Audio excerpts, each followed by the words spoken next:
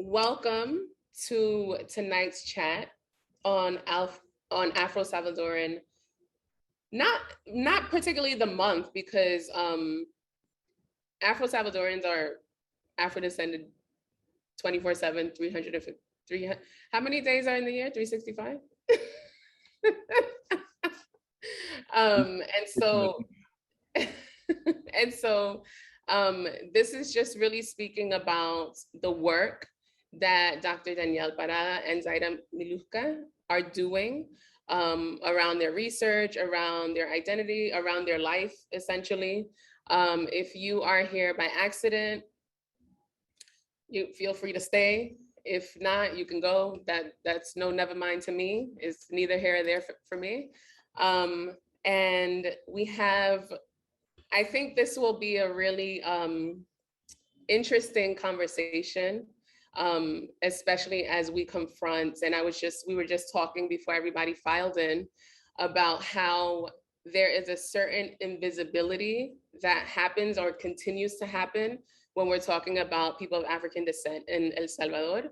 And this is something that my colleague, friend, confidant, Evelyn Alvarez always brings up because she's Guatemalan, she's a Black Guatemalan. And she says that, yes, all of these various countries are anti-Black. Myself and Javier, we are both Panamanian, but at least Panama will acknowledge that there are Black people in Panama. There is a grave situation where the country that you are in does not even acknowledge that you exist. And I want to foreground that because as much work as we do, I don't know what that feels like.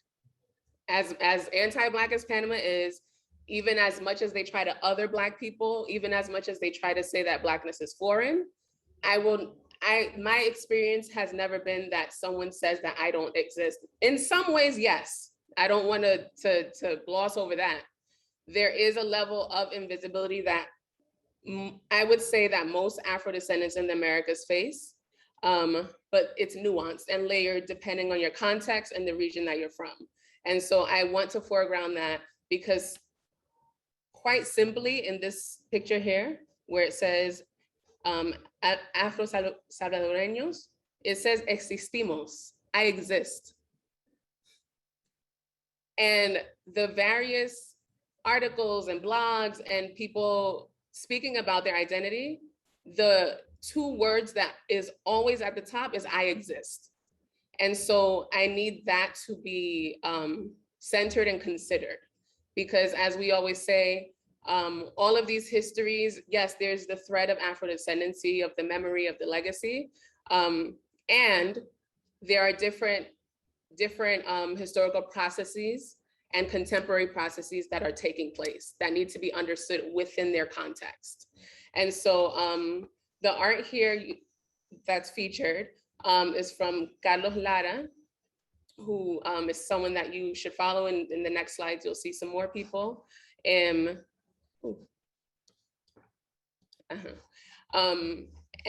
some accounts that you should follow as well. These photos are from a picture series, or rather one of the many photo series of Tony Gleaton. And these were taken in El Salvador. And this was his work on Afro-Central Americans. So this one I actually just happened upon today. And I am showing a couple slides just to ground the context for tonight. Oh, and I didn't, well, we'll get to that. I was like, oh, I didn't even introduce Javier, my the co-founder of AfroLatinx, but we'll get to that. The work is important. And so here is a series of animation. I was gonna say cartoons, but I know that certain artists, they don't like that word, but here are some drawings from the artist Brina Nunez. And I was cracking up a little bit as it relates to the picture in the middle, where they list all of the different Afro-descendant groups in Central America, and then you go to El Salvador and it's like, nope, we ain't Black, we never seen Black people. Never seen a Black person here. We don't know. We don't know what that is. And so they were like, hold on. how is it that you have Afro-descended folks, Mexico, all the way to Panama, because we're talking about Central America, we're in all countries in the Americas, but in this context, how is it that you have these groups of Afro-descended people, every single last country in Central America, but somehow it just missed, right? Do that face again, Javier. Somehow they just missed El Salvador, like miraculously, right? And so in this next picture here, they're like, all right, I know somebody's lying, essentially. Somebody is lying here. And so I encourage people to look up this series of drawings because it's really well done. It has humor also there because in many cases we have to laugh to keep from crying. And here we have a monument, and I invite people to look at the positionality of, I guess, a priest, the Catholic priest that they say freed enslaved Africans in El Salvador, and just how he is positioned and how is the African person positioned. And these are things that you have to read between the lines and notice the conditioning that continues to happen. You erase people, you invisibilize people, and you shrink people, like quite literally. And so that is part of the ongoing coloniality that continues to take place in the region. These are some folks to follow, including Dr. Parada and Zaira, and also here and Carlos Lara and Saint Am Beauty, which is Zaira's project, as well as Saint Am Research. And here you have Afros, where they're doing amazing work documenting themselves and their histories. And this is taken straight from their Instagram page, where they have an Afro album. And it's these really beautiful pictures, black and white, old, new, where they share the stories of their family, their family history, which is essentially the history of El Salvador. And another account in Colochas, which I'm sure Zaira and Dr. Parada will explain if you don't know what that is in a few minutes. And so this little piece at the bottom, this is actually from Dr. Parada's Instagram account, where she shares a ton of history on Twitter and also on Instagram and on her blog and other spaces at Patreon as well. And so this is a depiction of enslavement that took place with indigenous peoples by Europeans. And within this quilt, let me move this because I can't see. There we go. Within this quilt, okay, you have a lot going on. And then right here, we do a little close up. Surprise, what do we have here? We have an African person. And so, like I said a few minutes back, it's reading between the lines, it's looking between the lines, it's actually having, going with the sensations and the feelings that you have. And this is what we talk about in our classes. If something doesn't feel right, it probably isn't. And another thing that my colleague and friend Evelyn says, when there is doubt, there is no doubt. When there is doubt, there is no doubt. If you're like, something ain't right, something's not adding up, the 2 + 2, y'all keep saying it's 5. Y'all keep saying it's 5, and I know it's 4. And so this is what happens a lot when we're talking about Afro-descended history. And this part, you don't have to read all that because that's on our AfroLatinx Travel Instagram page. So you can go and peruse as you see fit. This is a picture that Dr. Parada sent to me. And this is the El Salvador history. And of course, who is foreground, who is centered, literally, again, the positionality. And who are the people on the peripheries? Who are the people on the margins? Quite literally, of the picture here. You have Black folks here. Ooh. And so the quote that continues to come up is that Black people never came, lies. Again, alluding to the first slide, how can every other country have Afro-descended people, but El Salvador is just miraculously does not have that history? It's a lie. And this lie was perpetuated by the former dictator in the 1930s. And so he perpetuated that lie because of that blancamiento, or the whitening period, that pretty much all of the Latin American countries bought into, which were whitening campaigns in the 1800s. And I would say it never stopped, because it translates into immigration policies till this day in this region, where these various Latin American governments wanted and invested to bring Europeans to whiten the region, purposely to whiten the region. And so you have this president dictator, however he's framed, that he prohibited Afro-descended immigrants from coming to El Salvador. But he's about 400 years too late by that time, 1931. It already happened, baby. And that was, the process had already begun centuries prior to that. So that, like, again, 2 + 2 is not 5. And so the biggest thing that I tell people to do, and we talk about this in our classes, we have a series of classes coming up in September 7th to 10th, is look at the labor. And this goes till today. Who is laboring and who is leisuring? The racial lines are drawn are very clear in the labor divisions in the Americas. Who can get to sit in air-conditioned office, and who are the ones cleaning? And that holds consistent in every country in the Americas. And so these are just snippets, and this is also on our Instagram, AfroLatinx Travel, where you have Africans into Nicaragua, and you have Africans in Guatemala, and these are not, yes, there were recent, more contemporary migrations, labor migrations in the late 1800s, 1900s, but we're talking about 1500s, 1600s during the colonial period, and really the ongoing coloniality, because I offer that we've never stopped being under colonialism. And so the last part of this slide is the colonial policy had banned indigenous people from working in indigo, yet there was an indigo market. So who was working that market if it wasn't indigenous people? And so I'm gonna stop share, because I'm gonna put this toward the end to show y'all the organizations that you can support and to learn more from.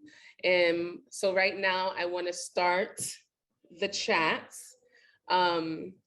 with our 2 guests for tonight. And so I didn't say I'm Dash. I'm one half of AfroLatinx Travel. And this is Javier. Javier, say hi to the people. Hello, good evening, everybody. Good evening, good evening. And so one thing before we start is, and this comes up a lot, and we had already gotten it underneath our flyer. Are there gonna be actual Black people on this panel? These are brown mestizas, on and so on and so forth. And so we can talk about that, because that's the reality, that these are lived realities. And what I want to remind people of, again, because some people filed in a little bit late, is that to keep in mind that Black, yes, is a racial category. It's also a social category. And this comes from the colonial period through till today. We're talking about, if you were classified as Black, or whatever the ancestry was, not just Black, but in this context, Black or African descended. If you were racialized as Black or African descended or African, this decided what jobs you were allowed to have. This decided where you were allowed to live, who you were allowed to marry, so on and so forth. And so, yes, again, Evelyn always has the quotes. Evelyn says, there's a difference between having African ancestry and being Black. And because we encourage people to hold multiple truths and realities at the same time, I don't believe in absolutism, that in certain spaces, there are people who are going to be the Black one. And so if we're talking about, let's say, for practical purposes, between Javier, myself, Zaira, and Dr. Parada, Javier and I would be the Black ones, right? But you take, and again, Danny and Zaida are going to talk about their experiences. Within their spaces, they are the Black ones. And that comes with a set of lived realities and experiences and mistreatment. Let's speak very clearly here. And that can extend to someone's hair, that can extend to someone's physical characteristics, their phenotypes, which we know phenotype is pseudoscientific, but race is based on how you look. And so to hold that, and to understand once again that they are confronting an environment that continuously says that they do not exist. And then also I want to throw out there, I have a running list of African Americans that I'm looking at and I'm like, but y'all saying they Black and Ben Jealous. I mean, I always bring him up as an example. I'm like, he Black? I mean, look. So, you know, again, holding, Javier's cracking up, holding those various realities. You know, sometimes we have to eat that, sometimes we have to swallow that. And I've had discussions with Danny about it. And I feel like every Black person has had experiences where it's like, well, you're not Black enough. Okay, and so what? All right. You know, I don't lay next to you at night. You're not Navient. Like, I don't, okay, I guess, right? So anyway, let me be quiet. I just wanted to put that out there. And welcome Zaida and Danny. And what I wanted to start off, please introduce yourself because I want y'all to say specifically the work that you're doing so that people can follow you. But yeah, to introduce yourselves and specifically the work that you're doing. I can go first. Yeah, go ahead. Okay. Hi, my name is Danielle Parada. I'm a developmental psychologist working on education policy mostly. So I advocate for marginalized children's rights and their equitable access to education here in the United States and in El Salvador.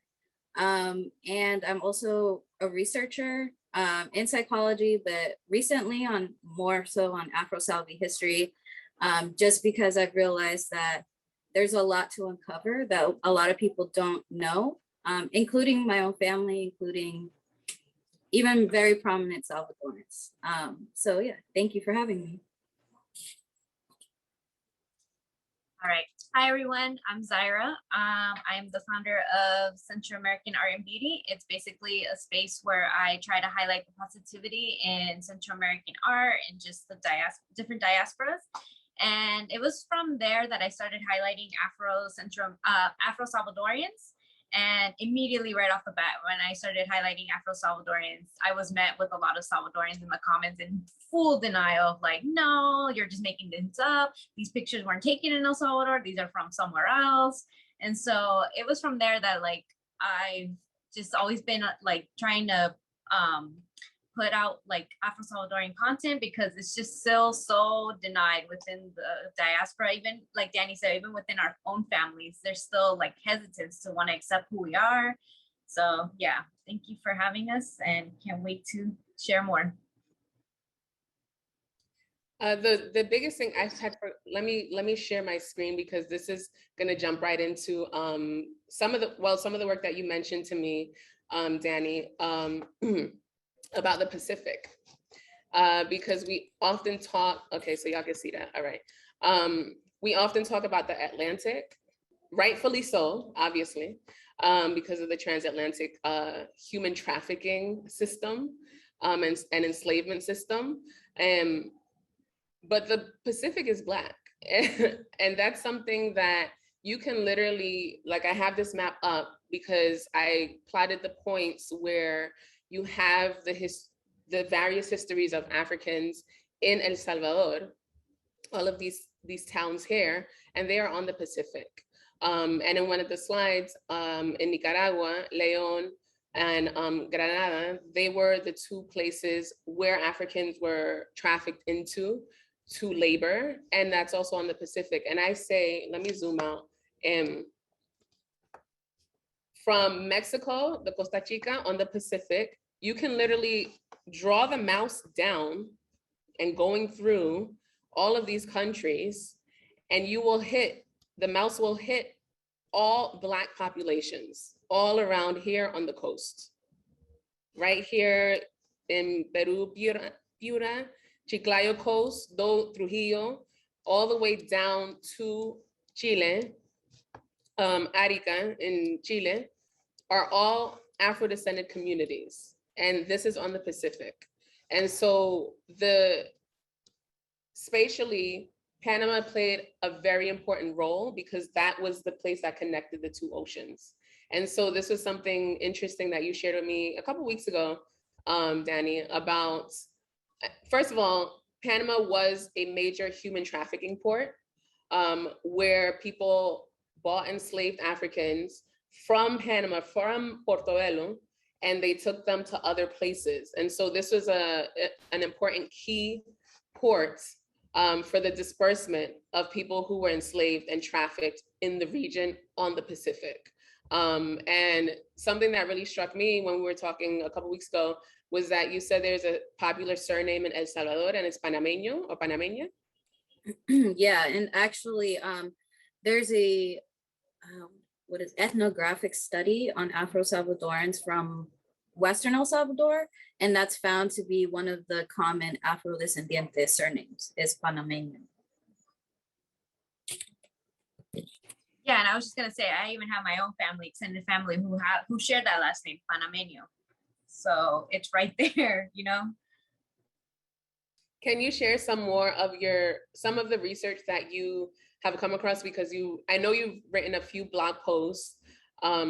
You spoke about the experience within your own family, of how and Javier and I share often about how we're always stopped in the airports in Latin America. And you said that when you would travel with your dad, you would have to come to the airport like hours early because he was always pulled aside. That also the whole, and I hope it's not still going on, but some of your family saying, oh, wow, they said that you were Black and you're pretty, so I'm surprised. Things like that occur within your own very own families. Yeah, I remember when now that you bring that up, I'll just talk about that experience because it was one of those experiences that really impacted me and started this journey of like asking, where do I come from, right? And so I think I was like 12 or 13, and it was the first time I went to El Salvador. It was the first time I was meeting a lot of new family. And the thing was that my parents were very protective of us. They wouldn't let us communicate with our extended family a lot of times. They didn't have the best relationship with our family, and we were there for a funeral, right? So it was this weird like space where I was kind of excited because I was meeting people for the first time, but it was for a sad reason. So, I got to meet a lot of family at the same time because they were there for the funeral. And one of the things that I noted was that everyone kept noting how, oh, wow, you look exactly like your dad. You look exactly like your dad. Wow, you didn't turn out like your older sister. You look exactly like your dad, right? So there was always this comparison. And so one day, one of my mom's cousins, my aunt, they asked me to go to her house to go pick up something. And I went, and she was just like, wow, I thought you were going to be ugly because I heard you were morena, but you're actually really pretty. And I didn't know how to take that because I was just like confused. And I was like, I don't know if I should be offended. Like, it's because you're a kid, you don't know how to handle that, right? And you're expecting your family that you're meeting for the first time to be like awesome or whatever. And now that I reflect on that memory and talking to my father, he was like, when I married your mom, it was a really big scandal in your mom's family. And they said, like, por qué te estás casando con un negro? Like, why are you marrying a Black man, right? And not only a Black man, but a Black man from el campo, like a campesino, right? And so he told me they mistreated me a lot, so we wanted to protect you all from all of that, right? And so it started clicking that I didn't really get to know my mom's side of the family that is primarily like Nawa and white, because of the discrimination he had already faced, right? So it's like, it's interesting how they would use the word moreno or morena to describe us, right? While simultaneously saying there aren't any African descended people, but you ask Salvadorans here, how they refer to Black people, African Americans, is, oh, los morenos, right? So it was this very confusing, like, okay, like they're calling me the same label as they call African Americans, but you're saying that we don't have that same ancestry. So like, what the hell, what is going on here, right? And so it's that like what you said, like you're not comfortable about what's going on, so you start questioning it and you start realizing that it's the same connected history of other Afro-descended people. Yeah, you were like, it's not adding up. It's not 5. It's not 5. What about you, Zaira? Yeah, almost similar, very similar. That even when my mom is she's more chelita, mestiza. So when yeah, it's very similar that like when my mom got with my dad, my Afro descendants come from my dad's side. My mom's mom, my grandma, was immediately one of the first things she told her is like, ay, te enamoraste con un morenito de San Miguel. And she pointed out this specific department because that's where historically, that's where a lot of Afro descendant people were there. And so I always like, now they laugh about it, but even growing up, it just never sat right with me. And so it was even from when I was a kid that like, I always like was treated differently from my cousins, my white cousins. They would always like try to make fun of my hair, my like the color of my skin. And I was like, okay.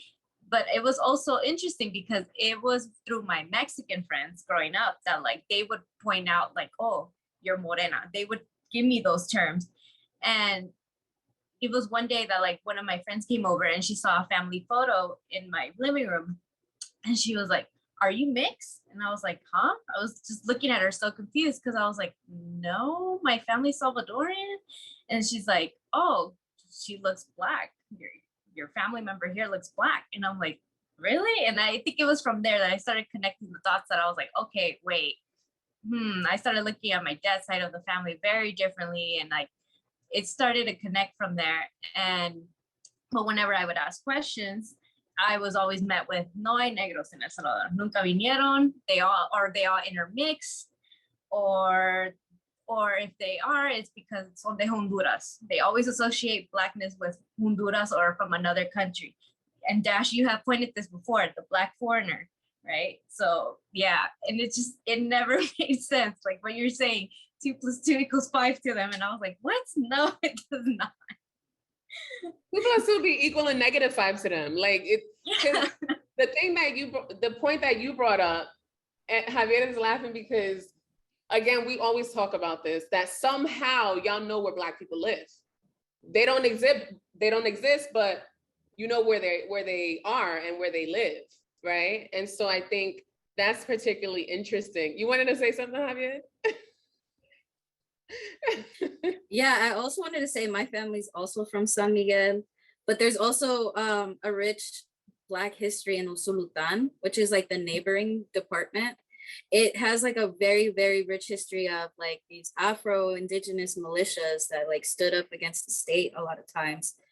But the reason I think a lot of people claim they've never seen a Black person in El Salvador is because a lot of times they live in like the cerros, the mountains, right? And these areas that are unreachable because first, those were like the most affordable places to get, right? It was harder to grow any crops there. And so a lot of times, and I'm connecting this to, I was watching High on the Hog and about how like Afro-descended people had to make do with what they were given. And one of the women in the show talked about how one of the plots, they were able to revive it with growing watermelon, right?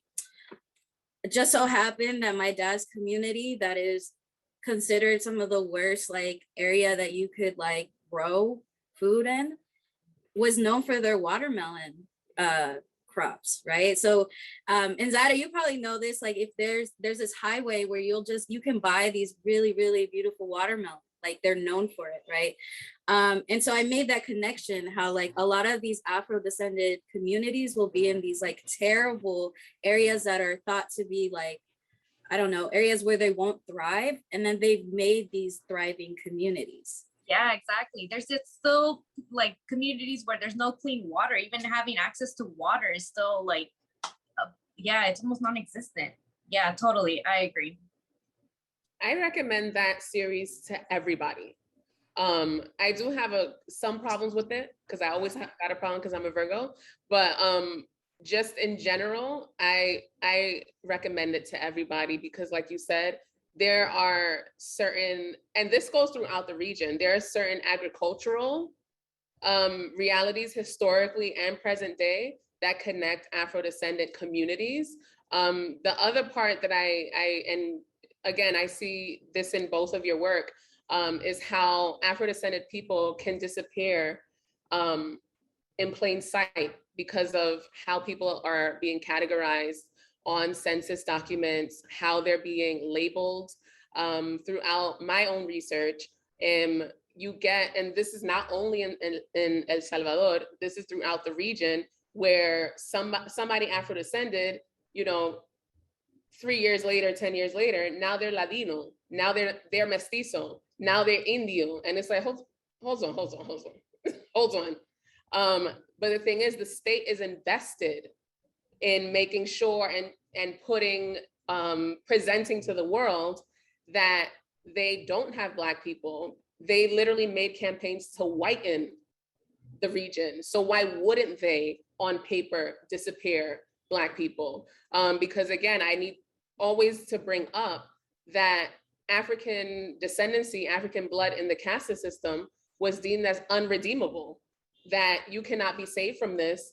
I don't know how many people have heard of this really ridiculous story of the curse of Ham, that Black people are descended from Ham and we're just a cursed race, according to the white imagination, delusions of whatever, that it's always this striving to become white or to approximate white.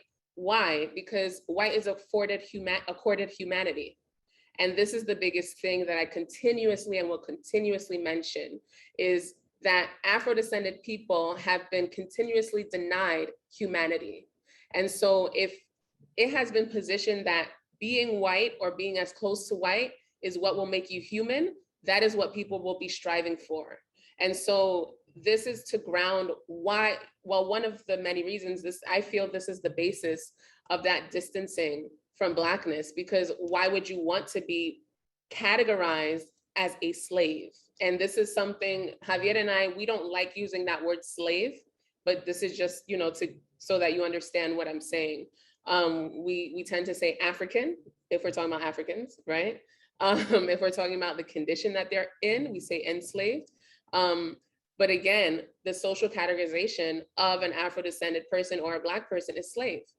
And who wants to be that, right? According to the white imagination. For me, that's what happened, right?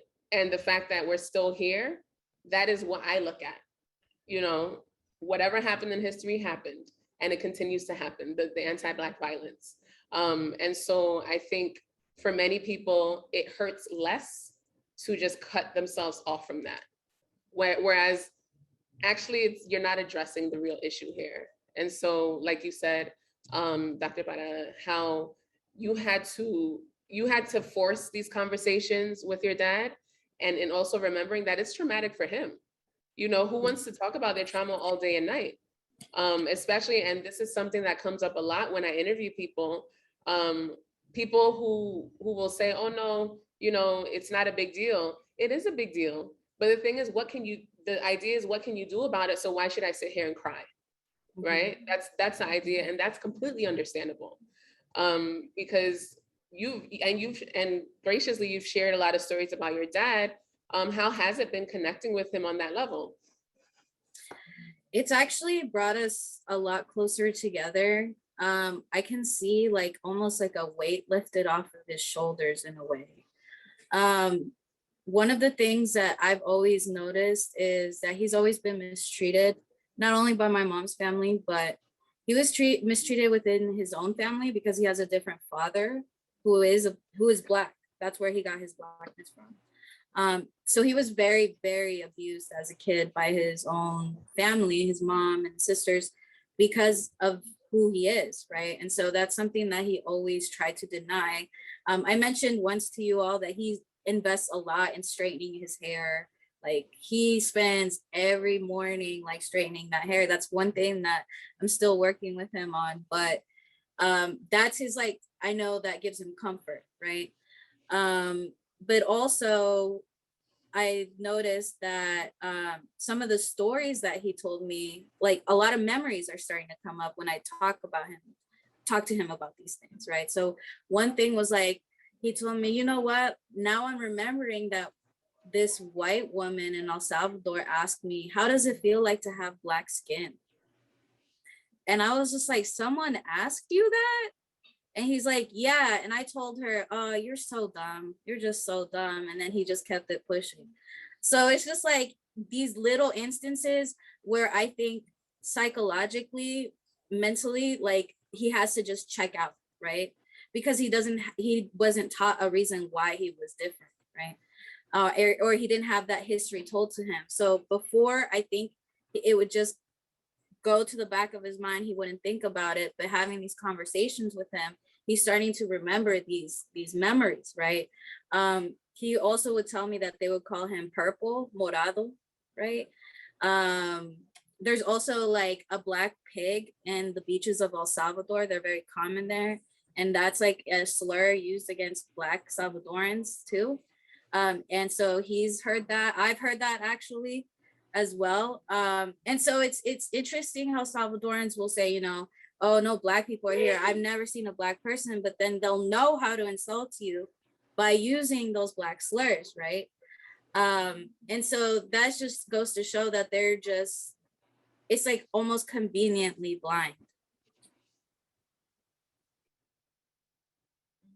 Yeah, and another thing, Salvadorans will definitely point out the Blackness in you. They will definitely let you know, oh, your color of your skin, your hair, your facial features. They will definitely be pointing that out to you. So it's also so funny that like, oh, Black people don't exist, but you know how to identify them. Exactly what Danny was saying, you know, and very similar to like how Danny's dad grew up, very similar to my dad's experience too. And even now here in Los Angeles, my dad, when he tells them that he's Salvadorian, automatically they were like, no, you know, eres hondureño, you're Honduran, right? Or Colombian, something other than Salvadorian because of the color of his skin and his hair. And I'm just like, wow, like, but yeah, very similar in that, like, when like, even just the last time my dad went, he was telling me that like, he was in the capital, San Salvador, and like, then he was in I don't know, but he was probably in the mall or something like that, one of the big department stores, and someone was just following him there, just randomly, you know, and just little microaggressions like that even he still feels when he goes and travels over there. So that still exists, and yeah. There is this Angelique Crawford, our friend and colleague, she says Blackness is not confused. And so, you know, someone following your dad in a store, I know it's a figure of speech, but it's not random. And he's like, okay, this is pretty normalized, right? And in those probing questions, the questions that you ask your family, and how you said that, it's interesting that you said that you had Mexican friends who were like, oh, is your family Black? And then you started to question and look into it.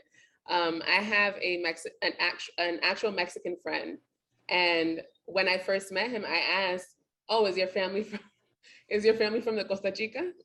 because he has an afro, and he paused and he was like, "Well, my grandmother is from Oaxaca, right?"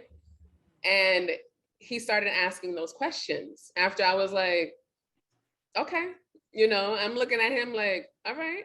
And so now he actually goes to a Jamaican lady to do his hair. Like he grew out his hair. um, and so, and so I interviewed him for my series actually, and he said that growing up, you know, and again, like giving space to remember these memories, to allowing that space so that you can remember yourself, right? He said that because his mom is a white Chilean, that when she used to push him in the stroller, people would be like, "Oh, is his dad black?" Which again, like these are really wildly inappropriate comments for people to be making, number one. And then also I always say Latin Americans are the best, not best, but they're the best eugenicists. I'm like, how did you even pick that up? Like what? But they would ask as she's pushing him in the stroller, is his dad black? And she would say, no, he's Mexican. And I was like, well, she didn't answer the question, did she? And he stopped and he was like, oh, like, I'm waiting. You know, we still waiting. You know, 30 years later from him being a baby till now, like we still waiting for the answer, Ivan. And so he said that he started looking through old photos, and it was the same thing. People were like, oh, that's from your dad's side of the family. And also there's a pattern, and this is a whole nother panel. It's always a dad. That's a whole other panel discussion. But it's always like, oh, that's from your dad's side of the family. That's from your dad's I will say in El Salvador, you will see a lot Afro-descended people have a black dad rather than a black mom. And that's because there were the laws, you know, in colonial times where African descended men would go and marry indigenous women for their children to be born free. And so that's why if you look at any statistics on, you know, like ethnicity and race, although they're very flawed, the ones from El Salvador, like extremely flawed, you'll see that Black women are the smallest percentage in the whole country, right? Like they'll be like single digits in certain departments. I think Chalatenango had like 7 self-reported, right? And so it's almost like it lets us know the misogynoir that goes on in the country as well. So if you're born as an Afro-descended woman, there's also this, these stereotypes, there's a lot of discrimination against you. There's a lot of these like aggressive traits given to you, right? And especially if you have curlier hair, I think. A lot of times the hypersexualization, the hypersexualization of curly hair is huge. So they'll say like hola colocha, and colocho is just a word that we use to say curly hair, right? Very curly hair, usually any type of curly hair, but especially very curly hair. And so people won't call you like hola señora, hola señorita, nothing like that. They'll say like hola colocha, right? Or hola morena. Hola morena, hola colochita, ¿verdad?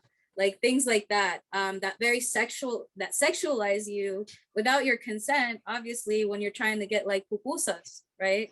And this creepy guy is calling you colocha in this very sexual way. And what's interesting is I've spoken to another friend who's Salvadoran, who his wife is Afro-Puerto Rican, and she went with him to El Salvador and everyone was calling her colocha when she was walking down the street. So it's interesting how she was called colocha as well, and then we're called colocha too, you know what I mean? So it's like they're identifying, it's like what is the similarity between me and this woman? It's the Afro descendancy at the end of the day, right? And also I will say that there are no protections against people who have colochos, right? So if you have very curly hair, it's expected you either straighten it or put in a bun. People can fire you for that. Wearing natural hairstyles, people can fire you for that. People can run you out of a restaurant if they want to, right? And that does happen. They'll tell you to get out, or they'll claim that you're a marero, a gang member, if you have locks, if you have braids, right? And so a lot of times people will say, oh, you know, I've never seen Salvadorans with braids or locks or anything like that. Those styles exist in El Salvador, but it takes really brave people to do that because it's claiming your Blackness in a very public way, right? That you will encounter police violence, you will encounter discrimination at stores, like being followed, right? And you will you might and probably will get fired, right? And so those are the realities for people with very curly hair, for Afro-descendant people. And that's why you won't see a lot of people embrace having braids and stuff like that. They'll wear it at home sometimes, but they won't wear it in public because it means losing a lot. Yeah, and Carlos Lara speaks on this extensively too. He has on his page as well that when he grew out his afro, he was told to like straighten it or cut it because he was deemed unprofessional, you know? And yeah, it's exactly what Danny was saying, that like you still get discriminated. Like even just like leaving your hair down like this, they'll tell you something like put your hair up, or like why don't you straighten it? You know, those little microaggressions like that still exist. Definitely. Yeah, the micro is the macro. No, go ahead, Danielle. Oh, I also wanted to say that you were kind of hitting on this where it's kind of like very eugenicist, like ways of speaking. And you've talked extensively how in Panama, the president was like a Nazi lover, right? So was Maximiliano Hernandez Martinez, right? He actually hired someone from the Nazi party to come and build the military school in El Salvador. So if you watch marching videos of soldiers in El Salvador, they march like Nazis. They literally do. And my brother and I would jokingly say, like, why do they march like Nazis? Turns out because their whole curriculum was built by the leading military officer of the Nazi party, right? And so where did they get these ideas of race? They literally got it from these Nazis, right? And so it's interesting how even the presidents are linked in that way, right? It also reminds me of the very militaristic way of controlling people's appearances as well, which was something that happened in the Nazi party as well, right? Women had to dress a certain way, have their hair a certain way, and we see that being transferred in these social dynamics. Yeah, thank you for bringing that up, because when we're talking about the Blancamiento period, the 1800s, still ongoing today, when Latin America was trying to forge each of their country's national identities, they didn't look to Africa to forge identities. They looked to Europe. And we're talking about descendants of Europe and actual Europeans who are in control. It's not this thing of, oh, that because there's this narrative that, oh, Latinos, it's this certain racelessness that's really bizarre that gets ascribed to Latin Americans as it relates to how the US views the region. And it's just not true. That has never been the case at any point in time in history, even within mestizaje. Mestizaje's whole basis was to whiten the mixedness out of you. It wasn't, its premise wasn't a harmonial living situation. Latin America may have leaned into it a bit more as propaganda, as a way to unite the general population when the white elite needed something done, needed to combat Anglo dominance, needed to forge a way to corruption, money laundering, you fill in the blank. But somehow, curiously, coincidentally, all of the ruling classes, the protected classes, the politicians, the presidents, somehow they're European descendants. Somehow, I don't know how that happened, right? We know how that happened. This is all intentional. This is all part of the national plan and the national campaign. And so we have, if y'all have from the audience, if you have questions, please put in a chat and we'll ask, or we'll present it. But yeah, the fact that the army was trained by a Nazi, that wasn't accidental. These countries aligned themselves with the Nazis, like the president that Danny's referring to, Arias. He was a Nazi. He went to visit. Hitler was his homie. He went to visit Hitler. Like, he was like, hey, my dude, like, come on, let's collaborate. Like, and then there was also a KKK in Panama. There still is, really. But there was a KKK party in Panama. It was not unique. I saw a Confederate flag painted on a bus in El Salvador. My husband took a picture of it because he's an Appalachian. So he's just like, what is this doing here, right? Because that's something that you'll see here in Virginia, right? But you wouldn't expect it in El Salvador. And we saw it there, and it lets us know that those ideologies live there as well, right? And it's because it aligns with the nationalism in those countries, right? And it's true, like we think of, okay, if there are Black people existing in El Salvador, then there's also white people that exist in El Salvador, right? Because a lot of times this myth of mestizaje allows them to claim a brownness that they're not, right? And so I think that that's also a point that needs to be made, that it's not just mixed people. Like El Salvador officially, I guess, is called a mestizo country, and it's like, no, we have diversity, not just with indigenous people, right? Or Afro-descendant people, but we also have fully European descended people that run the country, that have the last name Hill, right? Right, and These, nobody's questioning their identities either. Exactly. And they have lawsuits to try to win back some of the lands that they lost from the Communist Party, right? Like, and trying to say that they're descendants of that land, even though they're not. They're from England and a saber donde, Germany. in Europe, Germany and stuff like that, right? So it's also that it's a false notion, and that I feel like there's a lot more diversity in El Salvador that just the state does not want to admit. Right, even just the Asian populations that exist within El Salvador too get totally erased, Mm-hmm. Yeah, and the fact that there's degrees of mestizos. Not all mestizos are equal, right? If you're a mestizo with more European ancestry, Javier and I are calling you blanquito. Like and we can't continue to pretend that that's not the reality. So I'm gonna present some of the questions that we got in the chat. And so feel free, again, if y'all have questions, to put it in there, and I'll present it to Dr. Parada and Zaira. So we have a question that's asking, in regards to the rejection of Blackness, or rejection of someone's Blackness, is a form of anti-Blackness. Absolutely, it is. Who can perpetuate it? For example, white mestizos denying that someone is Black, but by saying we're all mixed, is plain erasure. But on the other hand, I have Black American friends who have said my Afro-Salvadoran friends aren't really Black. You may have came in late because we addressed something like that earlier, but no, go ahead on your thoughts for that question. I'll say that it also depends on the African American that you're speaking to.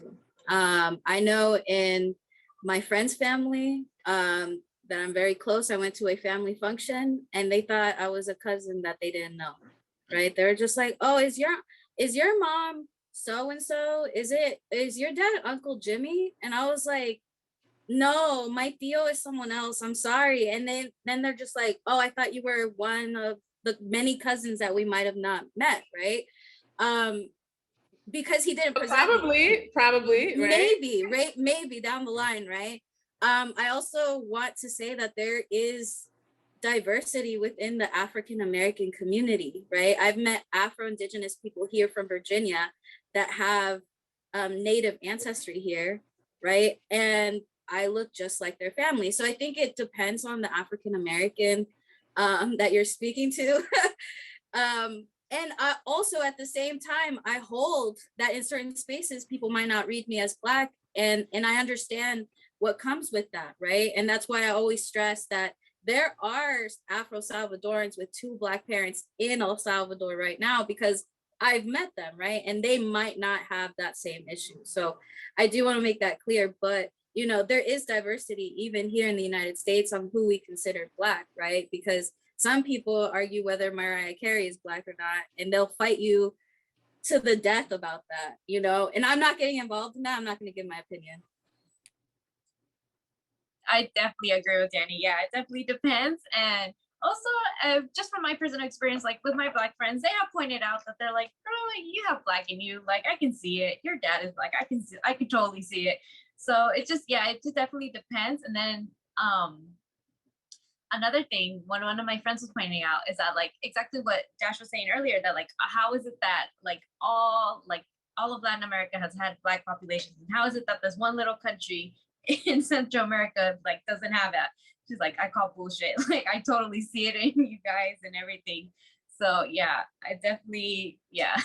It depends, but no, but definitely it's also acknowledging our privilege too. Like you know, there will be times where obviously I won't be read as Black, but definitely within Salvadorian spaces, like the people there, the mestizos, whites, they will let you know, you don't look like us, they will definitely point it out to you.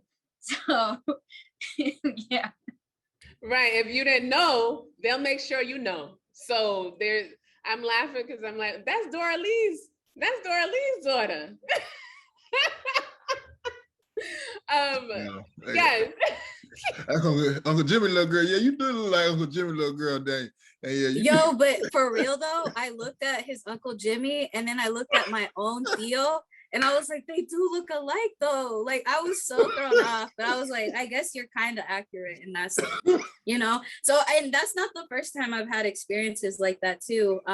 Virginia has a very like deep history, right? When it comes to the Black history in the United States, like the first enslaved Africans stepped foot here in Virginia. So like here, people like the caste system is very intense sometimes here in Virginia. Like people don't like to call it that, but it is a thing, right?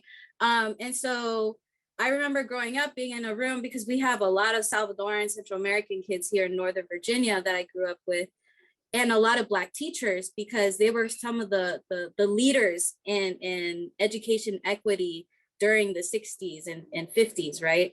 And so I had a lot of Black teachers in that sense, and they would just be like, we would have to suffer through the paper bag test and things like that. And then they would take out a paper bag and they would just be like, if you were darker than this, you wouldn't be allowed in certain spaces. And so some of us that were darker skinned would just be like, what does that mean for me? Like, I wouldn't be allowed. And they would just, have us think critically about those type of situations and what it meant to be a racialized person if we were actually living in that era and the implications on our life, right? So I'm lucky also in the sense that I had really incredible Black, mostly women as teachers that made me think about those things, right? And made me think about how there's African descended people, not only in the US, but outside of the US, right? So it's interesting how they acknowledged it, but I think because Salvadorans, are so self-conscious about that, I would say, that they wouldn't necessarily go and tell a parent, hey, your child is Black, right? Because they're afraid of the reaction. And that's what some African-American folks have told me. Like, I haven't called certain Salvadorans Black because I don't know if they're going to get mad, right? And I know in some of the memory or some of the things that I've connected with is some of those experiences that Dominicans might have as well with their Black identity sometimes, right? They make that joke on Twitter all the time. That's kind of, it's annoying, right? Because there's a lot of Black Dominicans that acknowledge their Blackness, but at the same time, I understand because we have Salvadorans that are saying, no, I'm not Black, I'm Salvadoran, right? And so it's in a similar, I think, journey that we're going through. And I think in also acknowledging the level of safety that people may find in denying Blackness, because again, we're talking about a society that literally continues to say that Black people don't exist. So you have millions of people saying you don't exist. It is extremely hard to confront that, to take that on. And specifically for the society that's saying they want nothing to do with Blackness. And I'm talking about society, meaning the state, meaning the establishment. And so in acknowledging that there are spaces where it's actually dangerous to assert your Africanity, your Afro descendancy, you will be penalized for like Danny pointed out and Zaira pointed out, wearing your natural hair. You will lose, or rather not even lose, if you're even hired in the first place. And so we're talking about ways, and Javier says this all the time, ways to have a dignified life. If my avenue into a dignified life is in trying as much as I can to not be Black, to assimilate into whiteness, I'm gonna do it because I have to eat. I have kids to feed. I have to live my life. And so this is something that is something that is of particular importance, because these are survival mechanisms. If society is telling you, if you do this, you can get a job and you can live a life that's halfway decent, why would you say no to that? Mm-hmm. You're gonna have to conform, you're gonna have to assimilate. And so I think is there another question in here? Hold on. I have one. Oh, yeah, go ahead, Javier. I'm trying to read the question. So there's a question that asks, what about dehumanizing questions about Afro descendant hair and Rastas? Like I get in Mexico, how do you all deal with those type of questions? I guess, how do you deal with the questions dealing with your hair and stuff like that? That is, yeah. I know that locks are definitely associated with being a Rastafarian in El Salvador. And definitely like a manero, like you were saying, you're a pothead, whatever, very just negative. Like a low life, they'll say like very just very negative like stereotype. That. Yeah, mostly a marero, a pandillero, like gang member. And I think it's interesting. I've been listening to the new reggaeton podcast, shout out to them, Loud, and one thing that they mentioned is how it was criminalized, like being a part of the reggaeton scene. And they talk about how it had ties to the drug selling world, right? But what people don't make the connection is that drug dealers are also talking to other drug dealers in other countries, right? Which means that they're also listening to the same music, right? And so a lot of those stereotypes came to El Salvador. So non-Black people started having those same stereotypes of what amarero is based on like what they've heard from reggaeton, all these like very Black genres, right? So it's interesting that they also assigned those same stereotypes that a lot of Afro-Puerto Ricans were suffering at the same time, and both countries were going through mano dura policies, right? And so I think the biggest source sometimes of anti-Blackness is the police system and how they handle mareros. And so when someone's, says comments about your hair, most of the time, I know people that will just assess the situation first, because again, there are no protections for us in El Salvador, right? So if something were to happen to us, it's not like the police would care, right? So a lot of times people just ignore it for their own safety. I know a lot of people are pushing back now because of these conversations that we're having with Afros, where we're just like, that's just not okay. And we should be able to stand up for ourselves, right? So I see more and more people proclaiming proudly their African ancestry, their hair, and their features. But, there is still a lot of pushback. And some people have been afraid to wear these natural hairstyles and have taken out braids for their own safety, So it at times, you do have the chance and you can tell someone off. But sometimes you have to assess the situation because, they face a lot of Afro-Salvadorans face a lot of violence, especially in El Salvador. Because, if you're not especially existing. If you're a woman, sorry. I was just gonna add, especially if you're a woman. Exactly. Femicide there, yeah. Yeah, actually, we could talk about how, like, the serial killer that just came out of El Salvador was in Chalchuapa, which is a major Afro-descendant town, right, in Santa Ana, right? And how no one cared about what he was doing because he was attacking, a lot of times, Indigenous and Afro-descendant women, right? So those things do matter when it comes to our safety in the country. Yeah. That's a great point to bring up. Who is protected, who is valued in society, and who is not. And so if the message is only whites or people at least approximating whiteness are protected and valued, once again, why wouldn't I want to assimilate into that? And so you have all of these factors that really grinds down to your safety, to your humanity, and so on and so forth. And so we have, and this is kind of, well, I mean, I'm not gonna read the whole thing because you you wrote a whole dissertation. And I'm like, what that word mean? But no,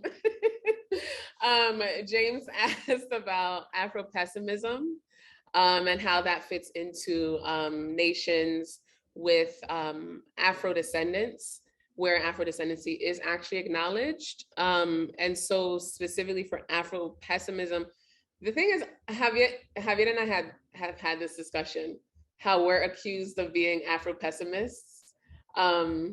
But I actually don't know enough about Afro-pessimism. What are your thoughts, Danny and Zaida? I will say though that I think there are certain ideologies that, or rather things that happen in Latin America that may not be categorized in the same ways that it's categorized in the US or in other places.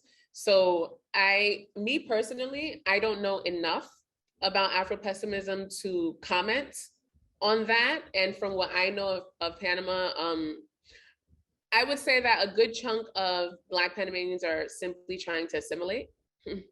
There's that ongoing phenomena that, again, to be safe in the society, you better get your government job, you better get your little light skin or white partner, you better get, all of these different steps, which is, again, not unique to Latin America. We see this in the US, we see this in Europe. This is not, and thank you, Danny, for bringing up the whole Dominican thing. That line is played because Dominicans are not the only anti-Black people. They get scapegoated a lot, and yes, they deserve all that smoke. They deserve it. And we also have to acknowledge that people have been victimized. People have been led astray and led to believe a certain thing. And so if this is the way to your survival, you're gonna adhere to that. You're gonna subscribe to that. So what are your thoughts about Afro-pessimism, Danny and Zaida, as it relates to Latin America? Honestly, I'll be completely honest. I haven't read as much on Afro-pessimism to have a formal opinion on it. From what I've read, I know that it has to do with the conditions and the humanities of African descended people. I do feel like that is relevant in El Salvador because of the conditions that Afro-Indigenous people particularly live. They live in some of the worst conditions in the country. And so, yeah, that's about as much as I can say about Afro-pessimism, because I'm still learning, like when you're not thinking about these things at a younger age, you're still trying to catch up a lot of times to theories and stuff that a lot of other people might already be exposed to. Javier, did you want to add? Because you said that you were always being accused of being an Afro-pessimist. And when I went to look it up, I was like, oh, that's my people's. Yeah, I'm not. I mean, basically kind of my summation of Afro-pessimism is everything's messed up. Black people are at the bottom. We can have as much hope as we want to, but the glass is half empty when we want to talk about Black people and it relates to the conditions of Black people and possibilities for the future.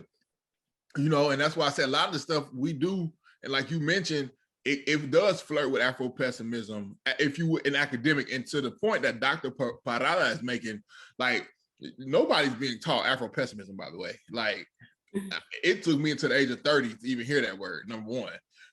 So it's going to take a while to get to K-12.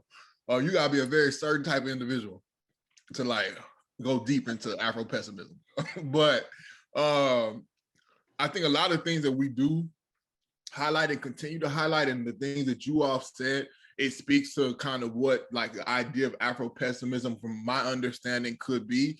We talked about, you all spoken about like the material consequences of being Black and expressing a Black identity. even with the hair, the whole hair piece that we just went up, you're going to have more negative interaction with police. You're not going to have a job. So if you don't have a job, you're not going to have access to a dignified life. You're not going to be able to provide for your family. So you're stuck in the same condition, and the cycle keeps running itself over and over and over again. And there's seemingly no way out of this deep hole that you're in. So that's I mean, and again, I'm not advocating for Afro pessimism right now because I don't know enough about it to say like yes, but I think within what you all are speaking about with your experiences, that there are some material consequences for being Black. Even though that there are campaigns that are going on historically, I would probably say, that are saying that we exist, but there still are material consequences, as you mentioned, Dr. Parada, sorry. As you mentioned, there's no protections. There's no protections. There's none. So for some people, it's a life and death situation. Literally, if I wear my hair in braids, if I wear my hair locked, it can become life or death for me because of everything that's attached to that, a hairstyle. You know what I mean? A hairstyle out of all different things. So I also want to add, sorry, that like this is still relatively new in El Salvador and within our diasporas as well. So many people are still not taught about Afro-Salvadoran history. So this is like literally the people still doing the work and trying to have these conversations and trying to catch up with everything that we didn't learn, right? Learning, unlearning, relearning. So yeah, that's definitely been the journey as well. And definitely need to catch up on all that too. Yeah, well, and you don't have to. Just wanted to say this before I get. It's not catching up, right? Because it's within your own context, and the state deliberately tried to bury this. So yeah, and they still are. Yeah, they still are, because I'll give you a perfect example. We've been trying to organize Afro descendancy celebration for this weekend. We even had a private location where we could have it, but the state wouldn't give the funds. The Casa de Cultura refuses to give funds for it. So does the alcaldía, right? They don't want to give any funds for this celebration, but they can have these soccer games, right? Yeah, because there's no money. Yeah, so that's like another way where we see it turn out, where the state is just not supporting these initiatives. Zaira, you had posted a football player that an AfroSalvadoran football player that you said, I think he missed a shot or something, and people were looking to kill him. Yeah, he was the goalie of the national soccer team when they went to the World Cup in 1982, and basically it was like, it's an infamous game within our community that El Salvador lost. I think 10 or 12-1. Correct me if I'm wrong. And basically, this was happening in the midst of like when El Salvador was like in the midst of a brutal civil war. So there was just a lot of events happening that the soccer team was just not prepared, and they tried their best. So basically, by the time they returned home, they were looking. The soccer player, the goalkeeper, they were basically he had years later he came out in an interview and said that they were after him. They wanted to kill him because of the way he played and just how I guess it was just a national embarrassment. But that just tells you right there that there's no protections for Afro-Salvadorans. And even the first goal that was ever made in the World Cup for El Salvador was made by an Afro-Salvadorian soccer player as well, but nobody wants to talk about that. Well, we talk about it, and we just had Javier is the resident sports specialist, Dr. Wallace is the resident sports specialist. We just had a chat about all of the Afro-Latin Americans at the Olympics, and that recording is on our Wi-Fi on our Instagram page. How all of these national teams are somehow, you don't have Afro-descendants, but somehow they appear for the World Cup, for the Olympics, for any type of sporting competition. so on and so forth. And so, and I also, like you said, they had 10 goals. That's a team problem. You scored 10, the entire team needs to go back and practice. That ain't just the goalkeeper. But anyway, here's a couple ways to support the work of the ongoing work, rather. And so we will also send a follow-up email with links, but this is one of Dr. Parada's projects on the ground in El Salvador. And then we also have further reading, and these are all recommendations from Dr. Parada's, the many links that you share on your link tree. So follow Danny and Zaira, and also this book, Blacks and Blackness in Central America. And you also have guiding questions here, discussion questions, which is also on your Instagram. So, don't feel that you have to scramble and write it down. All of this are on the social media pages. And then more folks to follow. And go ahead and take a screenshot if you'd like, just to continue the conversation, to continue the work. And just offering that you're not catching up, right? You're asserting your humanity, you're asserting your history. And that is the project that is ongoing throughout the region, and so don't feel that, oh no, this country is further along or whatever, because in reality, no, we're not. No, we're not. As long as Black people are dying because of an anti-Black establishment, nobody's further ahead. As much as people like to believe that, at the core, like Saidiya Hartman said, we are still living in the afterlife of slavery. And so to that point of Afro-pessimism, the material conditions, the social categorization of Black people and Blackness is still deemed as a problem in all of these different countries. And so that is something to continue to be aware of. I put a link in for our upcoming classes, which will also be in the follow-up email. And then Jackie pointed out their African spirituality in El Salvador. You'll see botanicas. And yes, and naming that, and like you said, in learning and unlearning and relearning, right? To replace that white worshiping conditioning that we've all been internalizing for centuries. And to point out as we wrap up, that idea of not Black enough.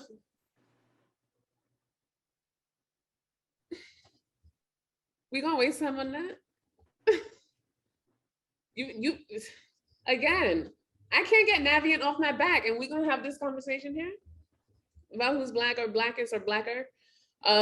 Yes, we definitely have to keep it square that people racialize as Black at all times, that there are material consequences and realities that people, like, for example, I bring up that my Blackness is not mutable. There is nothing that I can do for y'all to not, for me to like take away my Black. There is literally nothing I can do.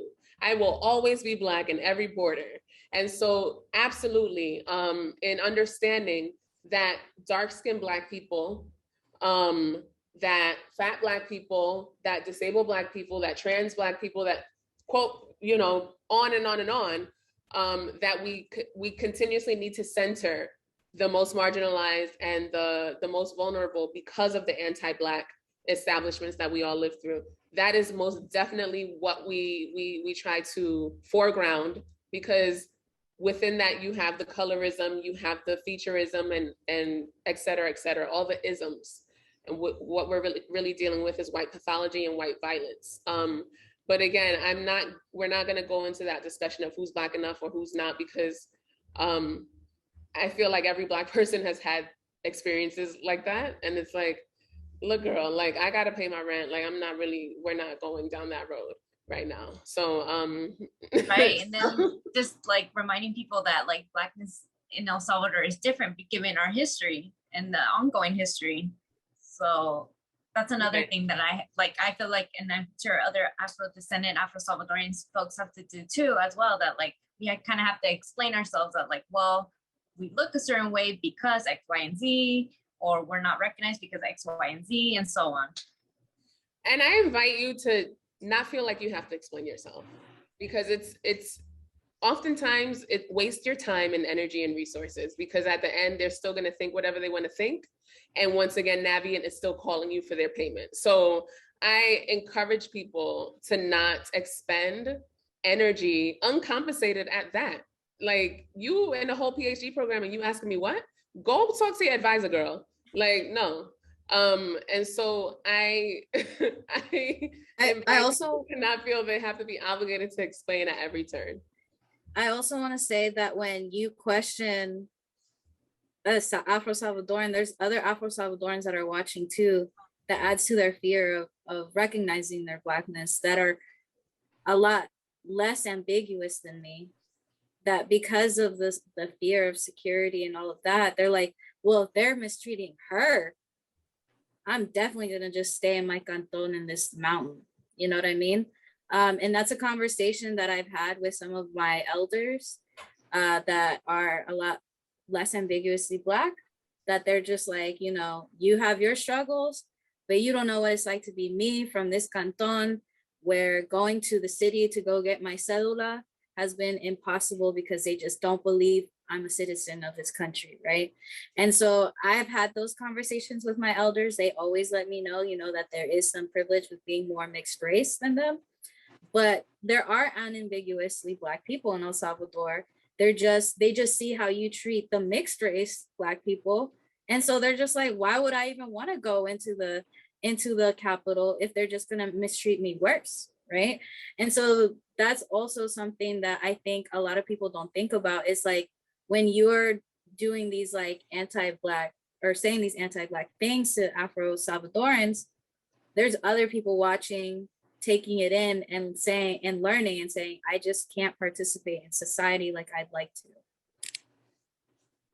Right. And I read and I saw some of the participants here. Yeah, like there are some Afro descendants, Afro-Salvadoran people in this Zoom too that I've also have spoken to, and they have like I don't know, like we all kind of have shared like similarities of growing up and like little microaggressions within the Salvadoran community and our families and society and so on.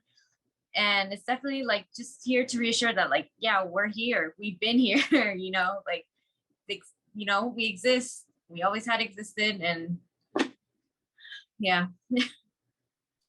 Thank you so much for both of you for your time and for sharing these intimate stories, because, you know, reminder, these are personal stories and personal experiences that you're sharing with perfect strangers. Like, we don't know most of y'all. Like, no, I'm playing. Maybe you got a couple friends in over here. Anyway, I thank you for sharing your experiences. And like Dr. Wallace said, there are various ways to articulate Africaneity, and sometimes we have to shift or pivot, or rather expand our thinking and how we think about Afro-descendancy in the Americas and globally, you know, but contextually we're talking about the Americas. Please, I'm gonna send a follow-up email with links to donate to the projects, ongoing projects that the panelists have going on. Also, we are doing mutual aid with a football league in Panama, they're kicking ass, and they're just showing out, and they're able to participate because of donations from generous people like yourself. Our upcoming classes, September 7th to 10th, we talk about these topics, continue to, you know, join our discussions. And so I'm glad that Dr. Parada mentioned Gata, the Loud podcast, which is about the history of reggae en español, reggaeton, and all the genres that came from reggae en español en plena. We will be having another Zoom chat Tuesday, August 31st with Gata about the podcast, which is, again, it's called Loud. It's a really good podcast about the history. She's a reggaeton historian. Panamanian, and she's amazing. And so please listen to the podcast. Please join us on Tuesday. Please join our upcoming events. And again, donate to the projects that we tell you about, because again, this goes straight to the people. Nobody got to do an application and give, you know, an arm hair and their cat's eyeball to get $5. No, like, it's going straight to the people. We work directly with these communities because we're part of these communities. So thank y'all for joining us. Wait, Javier, you had another question? It was one that I felt worth acknowledging, at least for a future conversation. So I just put in the chat for everybody to see. I know we're probably out of time.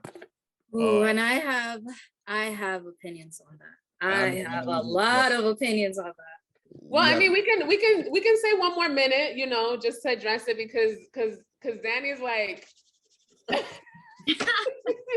I will say that AfroSalvadorans, a lot of times through their self-discovery, self-research, have tried to be a part of Indigenous spaces and have felt the need to straighten their hair in these spaces, have felt the need to change their appearance because they just didn't feel like they fit in the space because of their features, right? And because they just look different.